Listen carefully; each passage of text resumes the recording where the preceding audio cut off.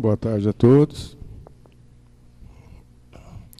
Como falou a Sueli, hoje a reflexão é sobre a ética.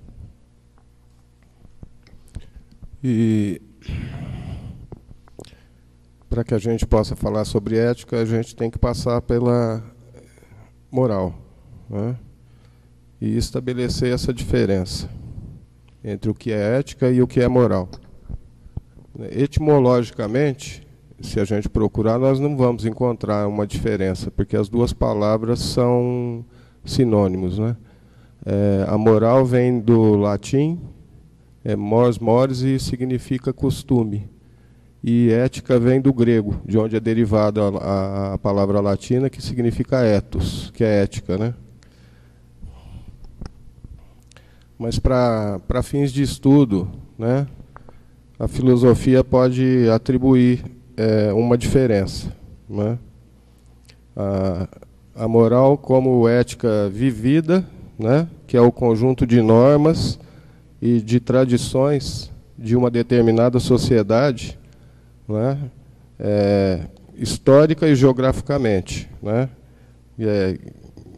e elas geram seus costumes. E a palavra ética refletida, né, que é a reflexão filosófica sobre as questões morais, né, que é a ética vivida.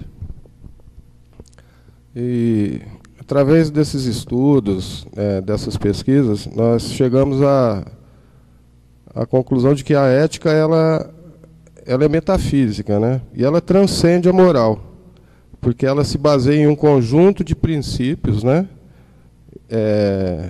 que vão ditar o nosso comportamento, né?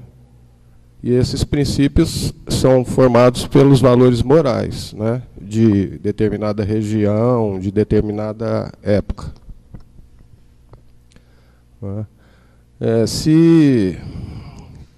Se eu tenho uma orientação através de princípios materialistas, essencialmente materialistas, eu tenho formado uma ética materialista.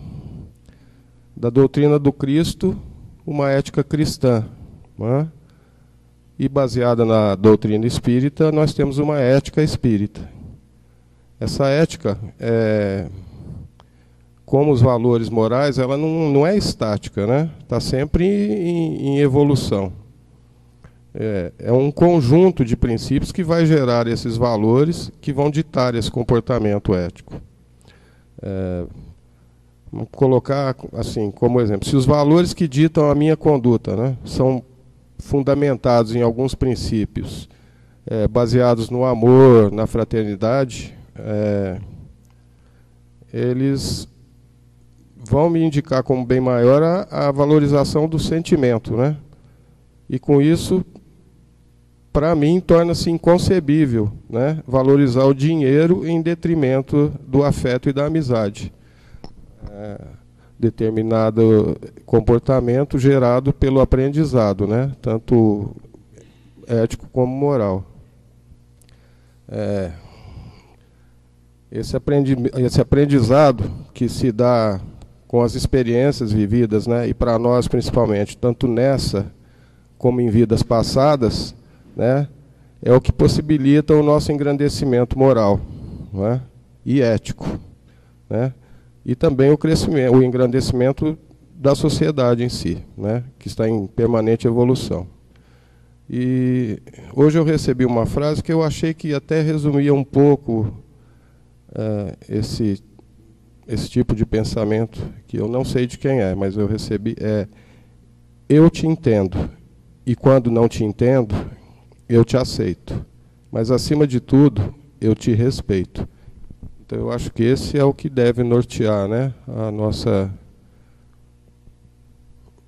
moral, né, a nossa ética. E como é que a gente pode estabelecer esses valores? Através do discernimento, né? A ação inteligente de cada um de nós é estabelecida por Deus, né? E ela é o meio que nós temos para discernir o bem do mal, né? O homem que crê em Deus e que procura distinguir o bem do mal tem a inteligência para fazer isso, né? De maneira racional. e graças ao aprendizado adquirido, né, pela experiência ao longo das eras. Esse progresso intelectual auxilia na compreensão e na distinção entre o bem e o mal, né?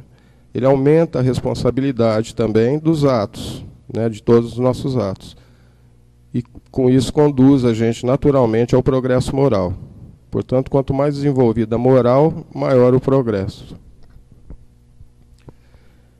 E como que a gente pode aplicar essa ética, né, essa moral no nosso cotidiano, sendo espíritas, né? Essa ética espírita, ela é relativamente nova, porque surgiu com o advento do espiritismo, né? E ela se baseia no ensinamento moral e nas reflexões trazidas pelos espíritos, não é? E ela se fundamenta principalmente na obra de Kardec.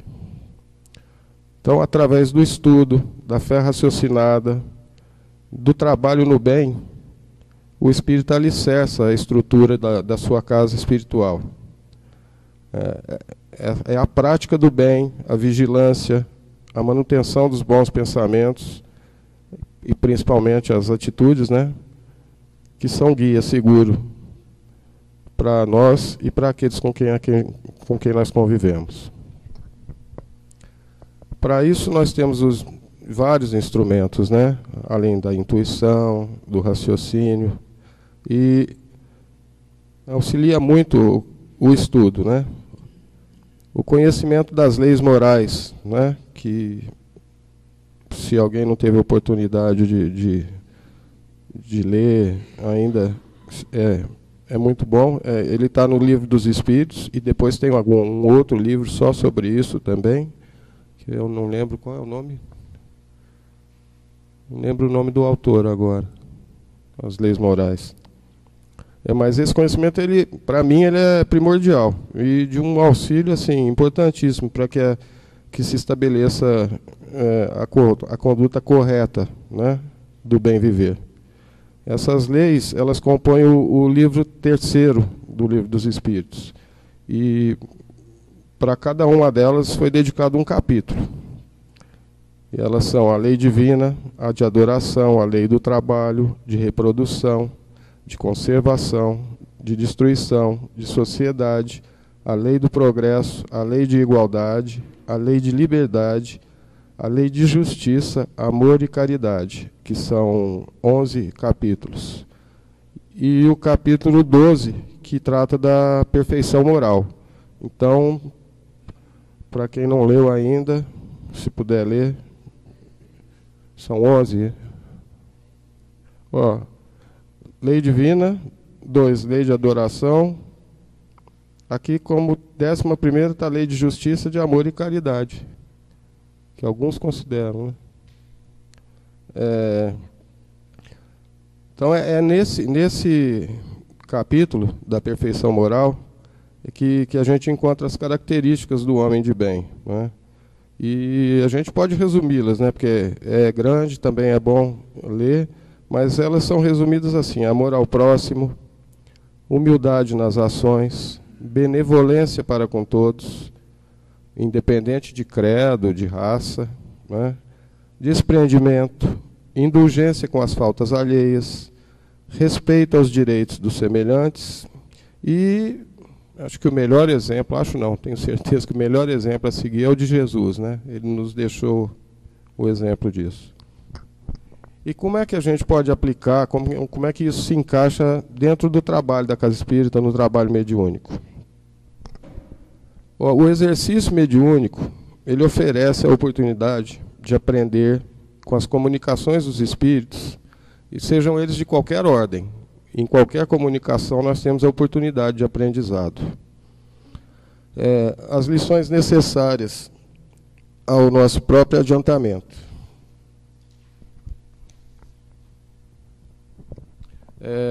Todas as lições, todos os conselhos, todas as advertências, que nos são dadas, elas vão se dirigir primeiro a mim mesmo, a que estou próximo, né? E o meu comportamento, assim como o comportamento do grupo, ele determina as influências e consequentemente, as características da reunião desse grupo, né? E a importância das qualidades. A gente vai ler aqui também mais um trecho, tirado de um outro estudo. E também quem quiser consultar, tem muita coisa boa, é no Kardecian, é um site. As qualidades morais do médium têm uma influência capital sobre a natureza dos espíritos que se comunicam por seu intermédio. Se ele é vicioso, os espíritos inferiores vêm agrupar-se em torno dele e estão sempre prontos para tomar o lugar dos bons espíritos que foram chamados. Isso a gente já estudou, né? Nós já vimos a importância do preparo para a reunião, da manutenção dos bons pensamentos, né? As qualidades que atraem de preferência os espíritos bons são a bondade, a benevolência, a simplicidade de coração, o amor ao próximo, o desprendimento das coisas materiais, que é o que nós temos lá nas leis morais, né? E os defeitos que mais os afastam são orgulho, egoísmo, inveja, ciúme, sensualidade, as paixões que nos dirigem mais à matéria, né? O apego à matéria. Então, o médium precisa sempre buscar seu equilíbrio, procurar se conhecer e usar sempre a ética e a moral como lema, né? No seu dia a dia. Nós evoluímos em profunda comunhão com encarnados e desencarnados que se afinam conosco. Por isso a importância da qualidade de nossos pensamentos e sentimentos. Ser médium é investir-se a criatura de sagrada responsabilidade perante Deus e a própria consciência, uma vez que é ser intérprete do pensamento das esferas espirituais, medianeiro entre o céu e a terra. Essa frase é de Emmanuel. E, para finalizar, quais as vantagens do exercício mediúnico, né? Ela é boa psicoterapia, né? Porque toda comunicação ela atrai e arrasta os sentimentos e as ideias com os quais o médium tem algum vínculo afetivo, e assim ele pode extroverter esses conteúdos, né? E eles vão deixar de exercer determinada pressão sobre o inconsciente. A doutrinação aplicada, né? Nela o medianeiro fixa assim, a mensagem no inconsciente. Então sempre ele vai aproveitar algo da comunicação. E qualquer comunicação que seja, né? Elas vão se dar várias e várias vezes, elas são de cunho moral, filosófico ou científico, e elas sempre vão gerar algum progresso em todos nós, né? Em todos que participamos da reunião, não só no médium. Esse exercício também ajuda na transformação do médium, né? Porque pelo tipo de problema apresentado pelo espírito, ele pode também analisar a si mesmo e determinar o que é que está faltando ou como ele pode se melhorar. Isso tudo se aplica ao grupo, né? Não só ao médium. E uma orientação, né, que todos nós devemos considerar, toda orientação dos amigos espirituais deve ser tomada para si. Então, quando a gente ouve alguma comunicação, alguma advertência, a gente tem que ser o primeiro a ouvir, né? Tomar aquilo para a gente, utilizar aquilo como lição, né? Para a nossa modificação. Esse texto aqui é das Faculdades Espirituais do Ser, do Djalma Argolo, e eu não anotei a edição, tá? Esse texto de agora. Então, o que eu tinha para falar sobre a ética, que acaba se confundindo com a moral, na verdade, né? É isso. E só para finalizar, tem uma pequena frase aqui, que é sobre o que nós acabamos de falar, do porquê, né? Das vantagens do exercício mediúnico nesse desenvolvimento. A prática mediúnica amplia a consciência do ser, colaborando na sua trajetória evolutiva. Então, eu acho que é isso, a gente sempre buscar a reflexão, né? agir de acordo com a nossa consciência, né? Buscando a nossa reforma íntima sempre, porque nós já sabemos, né, que os nossos valores, eles, principalmente para quem já tem essa consciência, eles vão muito além dos valores morais, né?